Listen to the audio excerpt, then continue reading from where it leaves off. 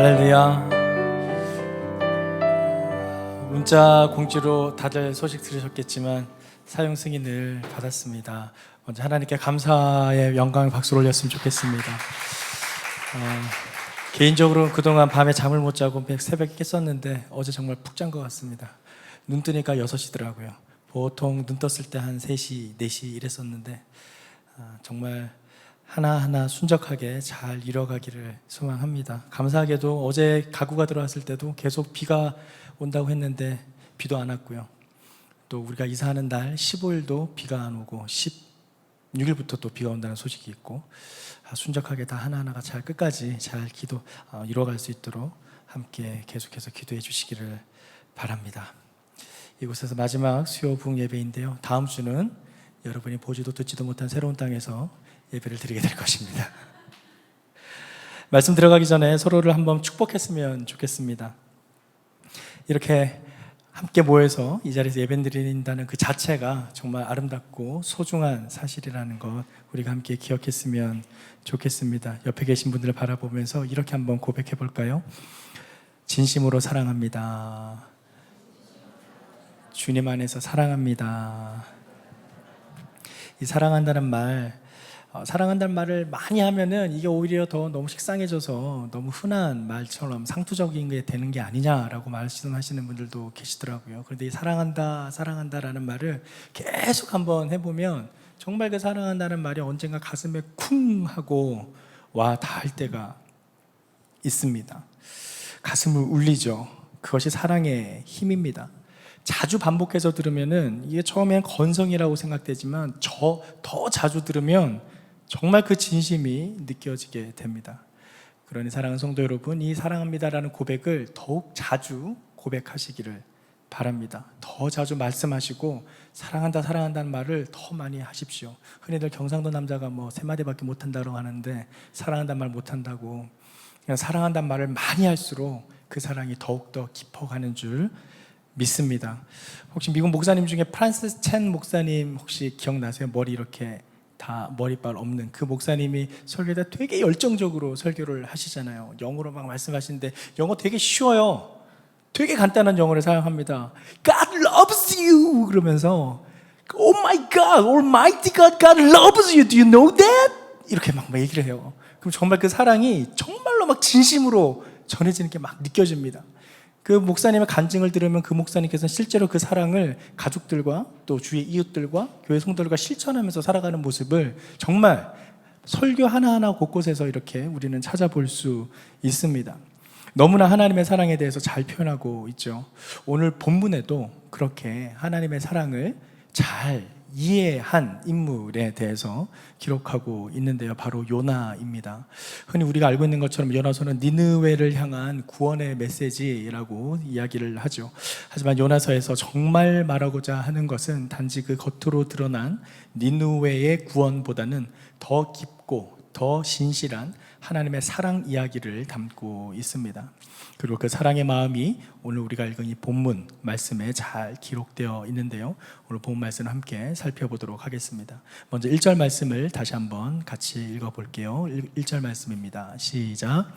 요나는 몹시 기분이 상했습니다. 그는 화가 났습니다. 오늘 본문 말씀은 그러나로 시작을 합니다. 이 말을 이해하기 위해서는 우리가 그 전에 무슨 일이 있었는지를 한번 살펴볼 필요가 있는데요. 3장 10절 말씀을 자막을 통해 함께 읽어보도록 하겠습니다. 시작. 하나님께서 그들이 그 악한 길에서 돌이킨 행위를 보셨을 때 마음을 누그러뜨리시고 그들에게 내리려고 말씀하신 재앙을 내리지 않으셨습니다. 재앙을 내리지 않으셨다. 우리가 잘 알고 있다시피 니느웨는 어떤 명령을 받았나요? 하나님께서 니느웨에 가서 이러한 말씀을 선포해라 라는 명령을 받아서 니느웨로 가야만 했습니다. 하지만 그는 니느웨로 가지 않죠. 정반대인 다시스로 가게 됩니다. 지금 제가 요나가 여기 서 있다면 니느웨는 왼쪽 이쯤에 있는데 그쪽으로 가지 않고 오른쪽 저 반대편으로 갔다는 겁니다. 잘 알고 있는 오늘날의 스페인 그쪽을 향해서 쭉 도망을 갔습니다. 하지만 요나 때문에 폭풍이 일어나게 되고 또 결국 요나는 바다에 빠지게 되고 또 죽음을 헤매던 순간 하나님께서는 큰 물고기를 통해서 그를 건지시게 됩니다.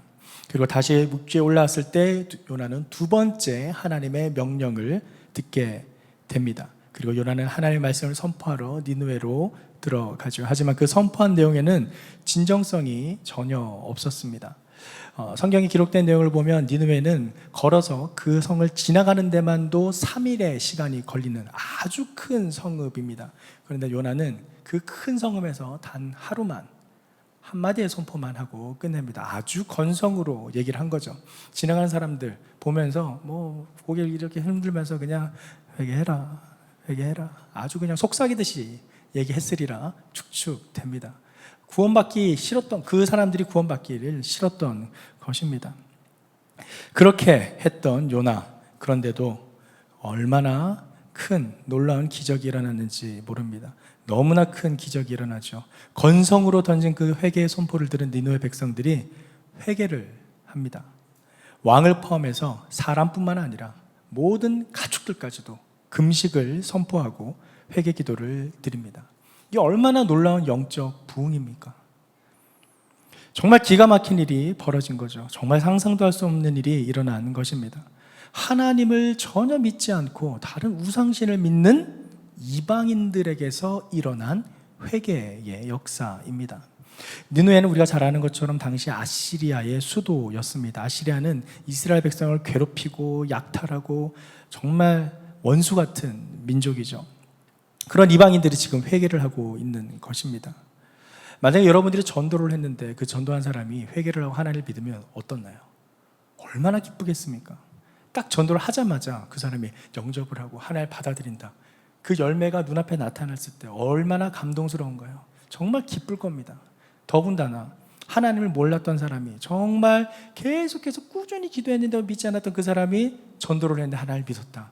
그건 정말 기적 같은 일입니다. 너무나 기쁠 것입니다. 너무나 마음에 큰 감동이 있을 것입니다. 해외 선교를 나갔을 때, 전도를 할 때 믿지 않는 사람들이 교회에 오게 되면 정말 우리는 기쁘죠. 너무나 기뻐서 하나님 앞에 감사를 드리게 됩니다. 그런데 지금 이방인들이 회개를 합니다. 그것도 도시 전체가 회개를 하고 있습니다. 정말 인류 역사상 초유의 사건이 일어난 것입니다. 그 성경 어디에도 건성으로 던진 한마디의 선포 때문에 도시 전체가 회개하는 역사는 한 곳도 없습니다. 딱 이 니느웨, 이 성밖에 없습니다. 그 요나가 선포했던 몇 마디 단어 무엇인가 3장 4절 말씀에 기록되어 있는데요. 자막을 통해 함께 읽어보겠습니다. 시작. 요나는 성읍 안으로 들어간 첫날에 선포했습니다. 40일 후에 니느웨는 무너질 것이다. 40일 후에 니느웨는 무너질 것이다. 얼마나 간단합니까? 여기에 하나님이라는 단어가 들어갑니까? 회개란 단어가 들어갑니까? 아무것도 들어가지 않아요. 40일 후에 니느웨는 무너질 것이다. 이 말만 했어요. 큰 소리를 했을까요? 요나가 여러분 큰일 났습니다. 40일 뒤에 재앙이 내려서 여러분 멸망합니다. 이렇게 했을까요? 아니에요. 무너질 겁니다. 무너질 겁니다. 고개를 푹 숙이고 사람들이 듣던 말던 그냥 툭 던졌을 겁니다. 하나님이 하라니까 시켰으니까 어쩔 수 없이 하긴 하는데 아이고 얘네들은 그냥 죽어버렸으면 좋겠는데 얘네들 또 하나님이 살리시려고 그렇게 건성으로 던진 그 한마디. 그런데 도시 전체가 회개를 하는 인류 역사상 초유의 사태가 벌어진 것이죠. 오늘날 같이 무대에서 멋진 밴드가 올라와서 찬양을 하고 집회를 하고 부흥 집회를 한 것도 아닙니다. 그렇게 크게 외치면서 간절한 마음으로 선포한 것도 아니고요. 그래서 그냥 그저 걸어가면서 툭 한마디 던졌을 뿐인데 그 툭 던진 한마디에 도시 전체가 회개한 겁니다. 정말 놀라운 기적이죠. 그런데 더욱 놀라운 것은 바로 그 요나의 반응입니다. 요나의 반응이 어땠는지 함께 살펴보겠습니다. 오늘 읽었던 본문 3장 3절에서 4절 말씀을 다시 함께 읽겠습니다. 3절과 4절입니다. 시작. 여호와여 이제 제발 내 목숨을 가져가십시오. 내가 사는 것보다 죽는 편이 낫겠습니다. 그러나 여호와께서 말씀하셨습니다. 내가 화내는 것이 옳으냐? 요나의 반응이 무엇이죠? 화를 냈습니다. 기적과도 같은 회개의 역사가 일어나고 이방인들이 하나님께 무릎 꿇는 정말 초유의 사태가 일어났는데 요나는 화를 냅니다. 어떻게 이런 일이 일어났냐고 화를 냅니다. 믿지 않는 자가 전도를 해야 되고 복음을 듣고 돌아왔을 땐 정말 기쁨과 감사와 감동이 넘쳐야 되는데 화를 내고 있습니다.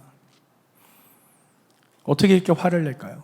그가 2절 말씀에 있는데요. 2절 말씀을 함께 읽겠습니다. 오늘 본문 2절 말씀 시작.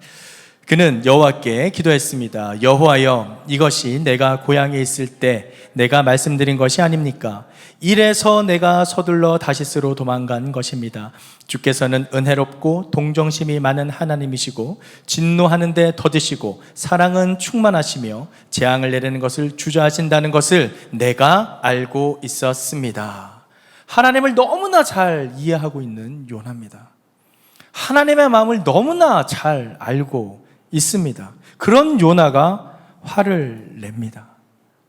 하나님의 사랑이 전파되었음에도 왜 그는 하나님의 사랑을, 그 결과를 기뻐하지 않고 화를 내고 있을까요? 먼저 우리 눈앞에 드러난 명백한 이유는 단 한 가지입니다. 바로 자기 민족의 원수인 나라 그 아시리아가 하나님 앞에 구원을 받는다는 것, 그것을 받아들일 수가 없었던 것이죠. 자신이 싫어하는 사람들이 구원을 받게 된다는 것을 용납할 수 없었던 것입니다.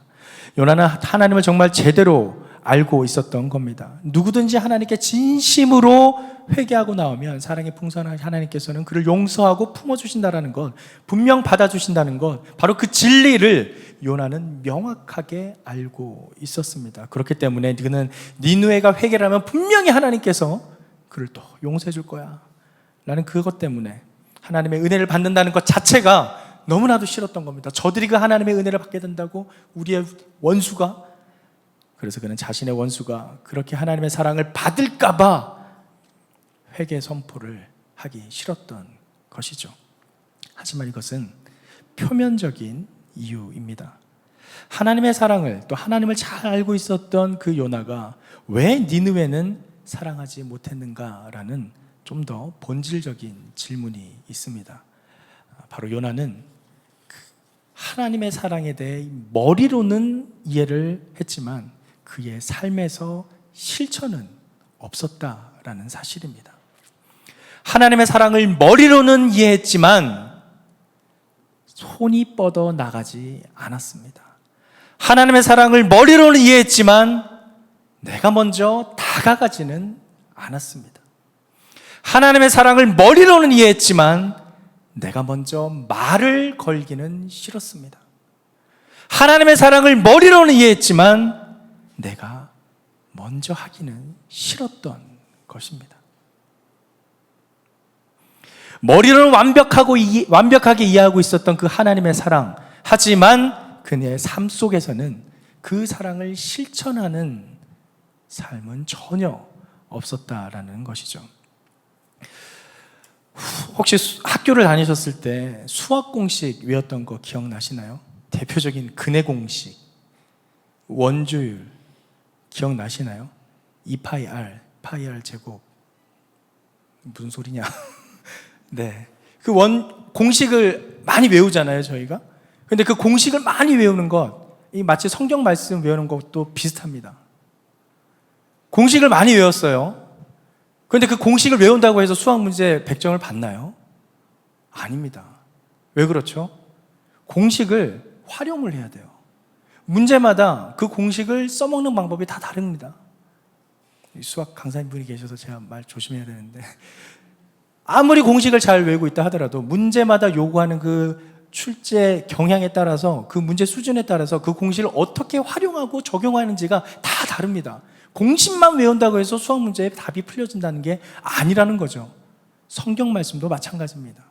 진리의 말씀입니다. 머리에 암기할 수도 있고 가슴에 새길 수도 있고 손목에 새길 수도 있습니다. 그런데 그것을 그 상황에 맞게 삶 속에서 활용하지 않으면 수학 공식처럼 머릿속으로만 남아있는 것이지 전혀 실천적으로 나타나지가 않는다라는 사실입니다. 수학 공식을 아주 잘 외워서 그 문제에 맞게 풀어낼 때 그것이 비로소 내가 정말 외운 수학 공식을 활용하는 것처럼, 성경 말씀도 아무리 많이 알고 아무리 이해를 잘하고 있다 할지라도 그냥 내 머릿속에만 있다면 그건 성경 말씀대로 살아가는 것이 아니다 라는 사실이죠. 그 성경 말씀을 나의 삶 곳곳에서 적용하며 살아갈 때 그것이 비로소 나의 말씀 레마가 된다라는 사실입니다. 요나는 이렇게 수학 공식만을 외우고 적용을 못하는 사람처럼 그 하나님의 사랑을 머리로는 이해하고 있었지만 실천하지 않는 삶을 살았다라는 것이죠. 그는 원수를 사랑하지 못했습니다. 여러분, 예수님께서 원수를 사랑하라 얘기를 하셨잖아요. 예수님이 하신 말씀인가요? 맞습니다. 그런데 우리는 대부분 이 말씀을 예수님께서 처음 하셨다고 생각하는데, 오늘 돌아와서 레위기를 잘 보세요. 레위기에 이미 기록되어 있습니다. 원수를 사랑하라 하셨어요. 그는 자신이 싫어하는 그 민족을 요나는 사랑하지 못했습니다.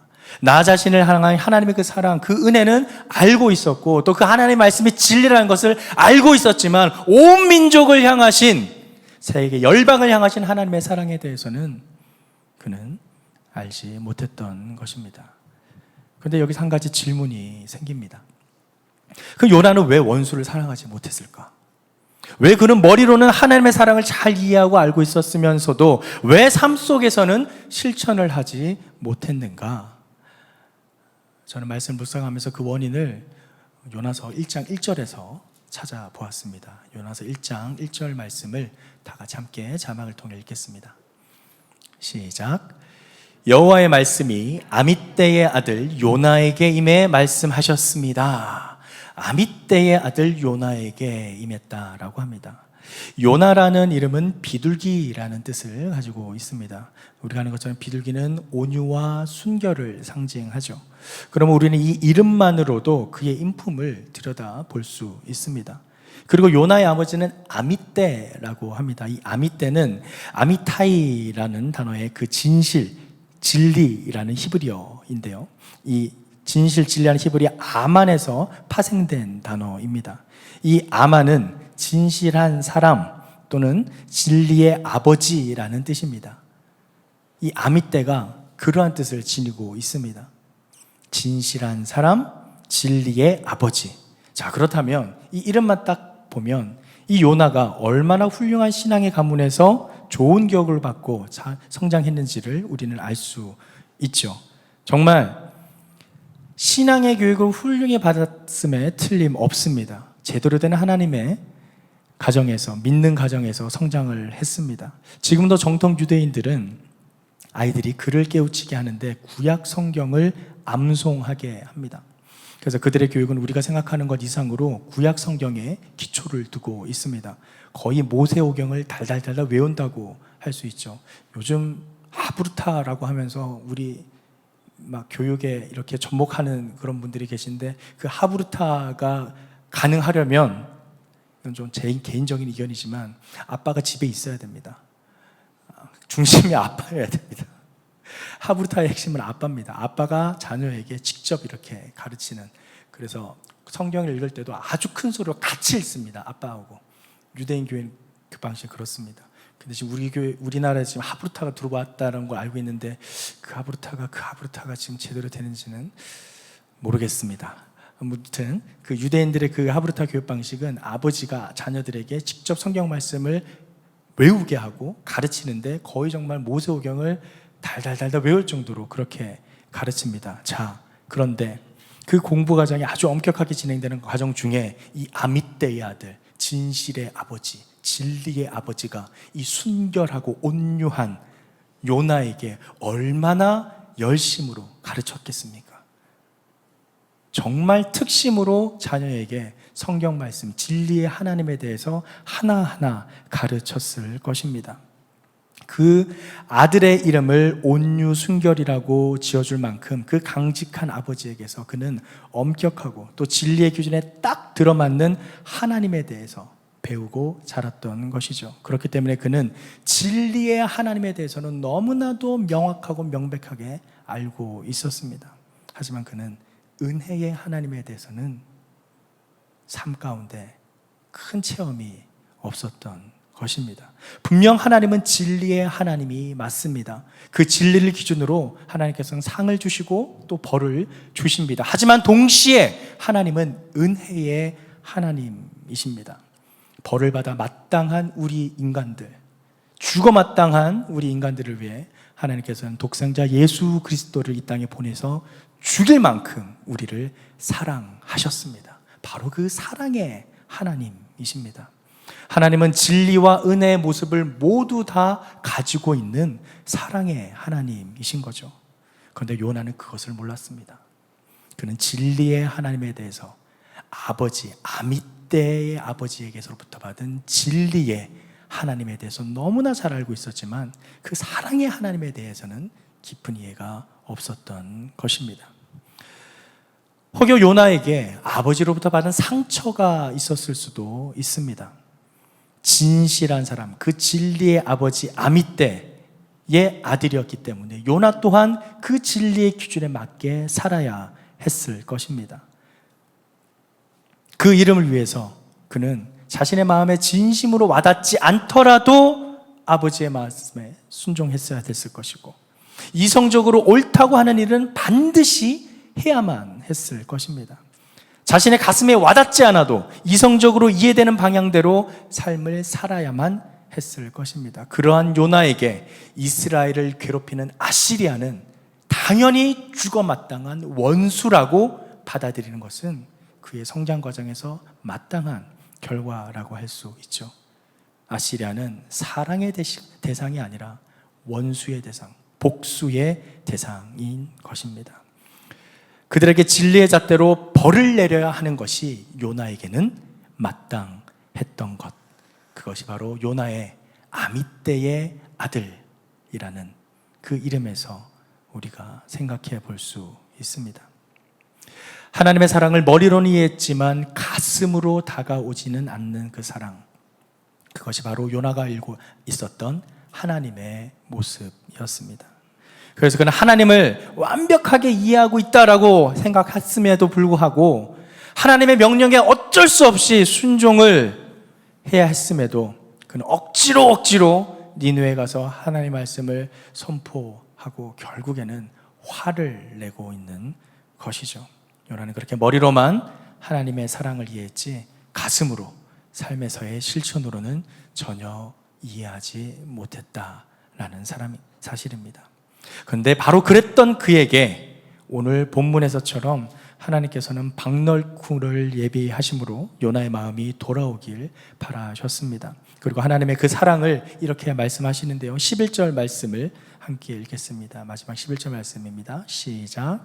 그런데 왼쪽과 오른쪽도 구별하지 못하는 사람들이 12만 명이나 있고 가축도 많이 있는 이 큰 성읍 니느웨를 내가 아끼지 않을 수 있겠느냐. 하나님의 사랑은 우리의 생각과 다릅니다. 내가 원하는 대로 가지 않습니다. 하나님의 사랑은 조건이 없습니다. 우리 인간들처럼 뭘 따지고 계산하면서 사랑하지 않습니다. 생각하고 고민해서 하는 사랑이 아니라 있는 그대로 사랑하는 조건 없는 사랑입니다. 원수도 사랑합니다. 누구나 품습니다. 그것이 하나님의 사랑입니다. 어떻게 보면 요나서는 니느웨를 향한 하나님의 사랑을 기록한 것처럼 보이지만 사실은 요나를 향한 하나님의 사랑을 기록했다라고 볼 수 있습니다. 왜냐하면 우리가 방금 마지막 읽은 11절 말씀에 하나님의 말씀이 마친 후에 요나의 반응이 없습니다. 요나가 하나님의 이 말씀에 어떻게 반응했는지에 대한 기록이 전혀 없습니다. 그가 이걸 받아들였는 건지 안 받아들이고 도망간 건지, 어떻게 보면 요나는 계속 도망가고 있는지도 모릅니다. 여전히 그 사랑의 말을 듣고도 못 받아들이고 있을 수도 있습니다. 그런 요나에게 하나님은 계속 사랑을 말씀하고 보여주고 계십니다. 우리의 모습 같지 않습니까? 하나님은 여전히 우리를 사랑하고 붙으시려고 하는데 우리는 여전히 도망가고 떠나고. 사랑하는 성도 여러분, 조건 없이 우리를 받아주시는 하나님의 그 사랑 앞에 나오시기 바랍니다. 그리고 그 사랑을 머리로만 이해하는 것이 아니라 우리의 삶의 실천을 통해 사랑을 나누시기를 주님의 이름으로 축원합니다. 그리고 그 사랑을 전하는 우리 모두가 되기를 간절히 소망합니다. 하나님의 사랑을 나만 누리고 나만 좋아서 내가 좋아서 교회 다니는 것이 아니라 우리가 경험한 그 사랑, 우리가 받았던 그 은혜를 나의 머리로만 내 가슴으로만 품고 있지 않고 이웃에게 전하며 그 사랑을 함께 나누는 진정한 하나님의 백성된 삶을 살아가기를 소망합니다. 실제로 복음을 전하다 보면은 복음을 전하는 내가 살아나는 것을 경험하게 됩니다. 복음을 전하면서 내 마음속에 다시금 그 믿음이 더욱 공고해지는 것을 경험합니다. 지난 여름 아울리치, 일본 아울리치 때 한 성도님께서 함께 가셨을 때 그분이 그렇게 이야기를 하더라고요. 본인이 이제 왕가의 후손이신데 우리의 조상들이 일본의 그 원수들로게 핍박받은 걸 생각하면 이 하나님의 사랑을 전한다는 것이 너무나 힘들다고. 그런데 정말 결단하고 같이 가서 하나님의 사랑을 전했습니다. 놀라운 변화가 일어났죠. 사랑을, 그 복음을 전할 때 그 전한 내가 오히려 그 사랑을 더 깊이 경험하게 됩니다. 그것이 기독교의 신비입니다. 내가 죽을 때 내가 살아나는, 죽어야 살아나는 그 기독교의 신비는 우리가 복음을 전할 때 전도를 해보면 우리는 경험을 하게 됩니다. 사랑하는 성도 여러분, 머리로만 하나님의 사랑을 이해하지 말고 우리의 삶 가운데 실천적으로 전하며 살아가는 저와 여러분이 되기를 소망합니다. 이제 우리가 새 예배당으로 이전을 하게 됩니다. 새 예배당, 정말 그 실천적인 사랑의 모습을 너무나 적나라하게 보여줄 수 있는 기회 장소입니다. 상가 큰 건물들 한복판에 우리 교회가 떡하니 있습니다. 가보셔서 아시겠지만 그곳을 지나가는 모든 사람들이 우리 교회를 볼 것이고 우리가 거기서 예배드리는 것을 볼 것이고 여기가 교회라는 곳이는가 것을 볼 것입니다. 그 주에 커피집도 많고요, 식당도 많이 있습니다. 우리가 거기 가면 거기서 밥도 먹을 거고 커피도 먹을 거고 거기도 걸어다니면서 대화도 나눌 거고 이야기도 나눌 것입니다. 우리의 모든 삶 하나하나가 그곳에서 하나하나 다 드러납니다. 물론 그 사람들 보라고 내 신앙생활을 하라는 건 아닙니다. 그런 건 아니지만 내가 정말 하나님의 사랑으로 살아가는지가 그곳에서 밝혀진다는 사실이죠. 그 자리에서 정말 하나님의 사랑에 사로잡혀서 그 사랑을 전하며 요나가 회개하라고 했던 그런 선포가 아닌 진정 하나님의 사랑을 선포하는 저와 여러분이 되기를 주님의 이름으로 축원합니다. 그곳에서 정말 하나님의 사랑을 전하며 우리만 누리고 우리끼리만의 교회, 나의 성이 아닌 정말 하나님의 교회, 에클레시아를 이루어가는 저와 여러분이 되기를 간절히 소망합니다. 바로 하나님의 사랑은 결코 실패하지 않습니다. 어느 팬카페에 글이 이렇게 들어왔는데요, 사랑한다에 대한 반대말에 대한 질문이었습니다. 댓글이 막 달렸습니다. 사랑하지 않는다, 미워한다, 싫어한다, 무관심, 다다 달렸어요. 수많은 댓글이 달리다가 마지막 댓글에서 멈췄습니다. 더 이상 댓글이 달리지 않았습니다. 사랑한다의 반대말, 사랑했었다. 사랑은 현재 진행형입니다. 지금 해야 됩니다. 지금 나의 손을 뻗어서 내가 먼저 다가가고 내가 먼저 말을 걸고 내가 먼저 행하는, 그래서 그 사랑을 실천하는, 결코 실패하지 않는 하나님의 사랑을 나타내는